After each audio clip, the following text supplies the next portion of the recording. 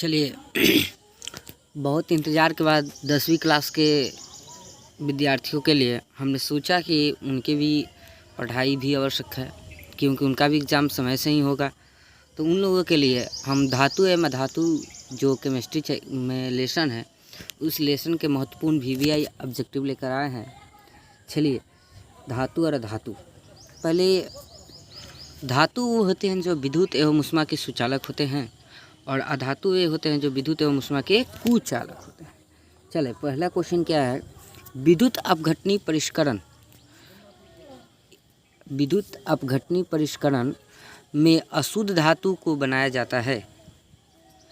Anode, cathode, अपघट्य, इनमें से सभी। तो विद्युत अपघटनी परिष्करण में अशुद्ध धातु को बनाया जाता है एनोड। इसका ए जो होगा राइट आंसर होगा। ठीक है, अगला क्वेश्चन। अधिकतर धातुओं के ऑक्साइड किस प्रकृति के होते हैं? तो जो धातुओं के ऑक्साइड होते हैं वो हमेशा क्षारीय प्रकृति के होते हैं, या भास्म भी बोल सकते हैं उन्हें। यानी कि अधिकतर धातुओं के जो ऑक्साइड होते हैं वो क्षारीय प्रकृति के होते हैं, और अधातुओं का ऑक्साइड पूछे तो वो होते हैं अम्लीय प्रकृति के। ठीक है, अगला नेक्स्ट क्वेश्चन। निम्नलिखित में सबसे अधिक अभिक्रियाशील धातु कौन है? धातु लिखा गया है लेकिन वहाँ पर होगा धातु। निम्नलिखित में कौन सबसे अधिक अभिक्रियाशील धातु है? Magnesium, calcium, sodium, potassium. तो इसका आंसर होगा सोडियम, Na। यानी इसका जो सी जो होगा वो राइट आंसर होगा। ठीक है, अगला क्वेश्चन। किसी रासायनिक यौगिक को गर्म करने पर प्लास्टर ऑफ पेरिस प्राप्त किया जाता है? तो जिप्सम को 120 डिग्री सेल्सियस पर गर्म किया जाता है तो वह बनता है प्लास्टर ऑफ पेरिस। यानी कि इसका जो होगा बी जो होगा राइट आंसर होगा। अगला क्वेश्चन। लोहा एवं इस्पात को जंग से सुरक्षित रखने के लिए उन पर किस धातु की पतली परत चढ़ाई जाती है?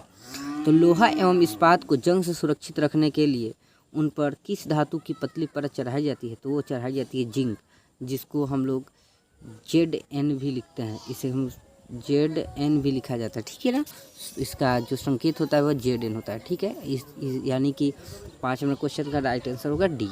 अगला क्वेश्चन। बक्साइट निम्नलिखित में से किस धातु का अयस्क है? तो बक्साइट जो है वह एल्युमिनियम का अयस्क है। अगला क्वेश्चन। निम्नलिखित में कौन अधातु है? देखिए, अधातु इसमें जो है कार्बन है, क्योंकि फेरस यानी लोहा धातु है, एल्युमिनियम धातु है, सोना भी धातु है। तो इसमें जो है कार्बन क्या है? एक अधातु है, जो एक गैस है। ठीक है, कार्बन क्या है? अभी क्वेश्चन अब आपको बताया है कि कार्बन क्या है? अधातु। तो यानी कि इसको ज़्यादा डिटेल में बताने की ज़रूरत नहीं है, यानी कि इसका आंसर होगा जो बी होगा। अगला क्वेश्चन।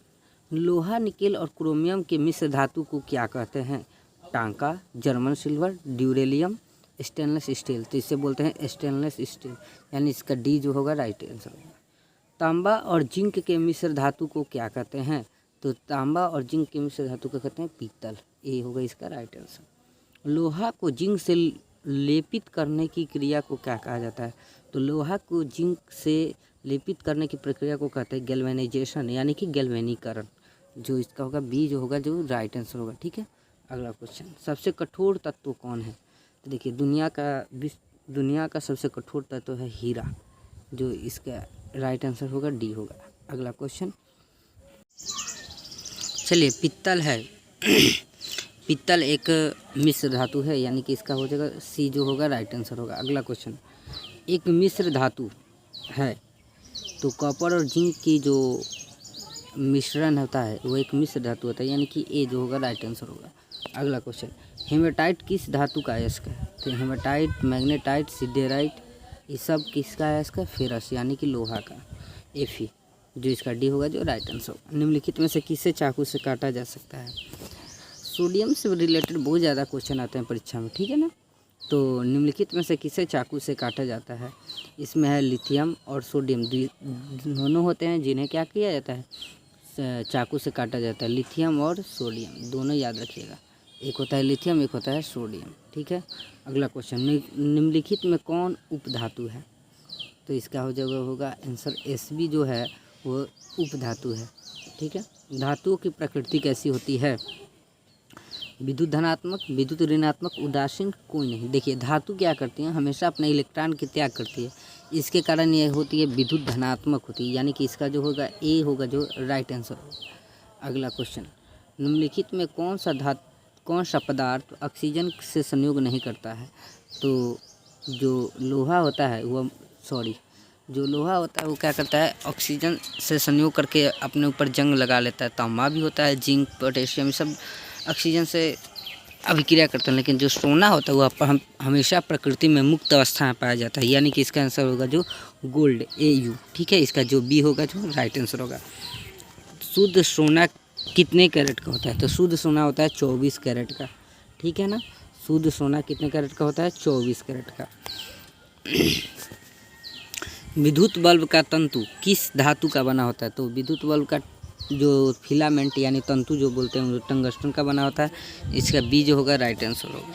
निम्नलिखित में कौन सी अधातु कमरे के ताप पर द्रव अवस्था में रहती है? तो अधातु यहाँ पर पूछा है तो ब्रोमीन होगा। अगर वही आपसे अगर धातु पूछ दे तो जो धातु पूछेगा वो तो पारा होता है, जो थर्मामीटर में नहीं डाला जाता है, वही पारा जो होता है वो प्रकृति में मुक्त अवस्था जो द्रव अवस्था में होता है। ठीक है ना, मतलब कि अधातु अगर क्वेश्चन पूछे कि कौन सी अधातु द्रव अवस्था में तो ब्रोमीन होगी। अगर क्वेश्चन यही कर दे कि कौन सी धातु कमरे के ताप पर द्रव अवस्था में होती है तो पारा होगी। ठीक है, पारा यानी कि Hg। निम्नलिखित में कौन निष्क्रिय गैस है? निष्क्रिय गैस को हम जानते हैं कि आधुनिक आवर्त सारणी में वर्ग 18 में रखा गया, यानी कि इसका जो होगा हीलियम है। ठीक है, निम्नलिखित में किस धातु को केरोसिन में डुबा कर रखा जाता है? देखिए हम आपको पहले ही बता चुके हैं कि लिथियम और जो सोडियम होते हैं दोनों को केरोसिन तेल में डुबा कर रखा जाता है, यानी कि इसका बीज होगा राइट आंसर होगा। अगला क्वेश्चन, निम्नलिखित में किस धातु पर वायु का प्रभाव नहीं पड़ता है? तो वायु का प्रभाव या ऑक्सीजन से संयोग दोनों किस में नहीं होता है? सोना में होता है। ठीक है, पूरा वीडियो को आप देखिए, अच्छा से समझिए, जो परीक्षा में ना आए तो हमसे आप कंप्लेन कर सकते हैं। ठीक है, हम आपके लाइव के लिए पढ़ा रहे हैं, आप वीडियो देखकर हमारे चैनल को सब्सक्राइब जरूर करें, लाइक करें, शेयर करें। ठीक है, कि ताकि हम और इससे अच्छा वीडियो बनाकर आपको प्रोवाइड कर सकें। ठीक है, थैंक यू।